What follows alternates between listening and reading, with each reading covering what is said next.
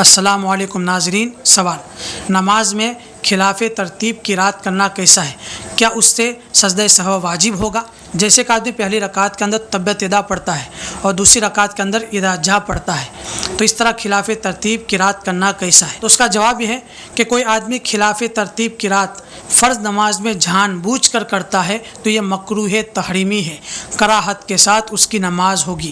جیسے پہلی رکعت کے اندر تبت یدا پڑھی جان بوجھ کر، اور دوسری رکعت کے اندر اذا جاء پڑھی جان بوجھ کر۔ اگر فرض نماز میں خلاف ترتیب کوئی آدمی قرآن پڑھتا ہے، قرات کرتا ہے، تو مکروہ تحریمی ہے، کراہت کے ساتھ اس کی نماز ہوگی۔ لیکن اگر کوئی آدمی سنت و نوافل میں جان بوجھ کر خلاف ترتیب قرات کرتا ہے تو بلا کراہت سنت و نوافل کی نماز ہو جائے گی، لیکن اس طرح نہیں کرنا چاہیے۔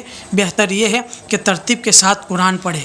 لیکن اگر کسی نے فرض نماز میں غلطی سے خلاف ترتیب قرات کر لی، جیسے غلطی سے پہلی رکعت میں سورہ کافرون پڑھی اور دوسری رکعت کے اندر غلطی سے اس سے اوپر والی سورت انا اعطیناک الکوثر پڑھ لی، غلطی سے ہوا ہے، تو بلا کراہت فرض نماز ہو جائے گی۔ لیکن کوئی آدمی جان بوجھ کر خلاف ترتیب قرات کرتا ہے نماز میں تو یہ مکروہ تحریمی ہے، فرض نماز میں کراہت کے ساتھ نماز ہوگی۔ سجدہ سہو واجب نہیں ہوگا، بغیر سجدہ سہو کے کراہت کے ساتھ نماز ہو جائے گی، کیونکہ قرات کو ترتیب کے ساتھ پڑھنا یہ قرات کے وجوبات میں سے ہے، نماز کے وجوبات میں سے نہیں ہے، نماز کے واجبات میں سے نہیں ہے۔ اگر قرات کو ترتیب کے ساتھ پڑھنا یہ نماز کے واجبات میں ہوتا تو سجدہ سہو واجب ہوتا، لیکن قرات کے واجبات میں ہے کہ ترتیب کے ساتھ قرآن کو پڑھے۔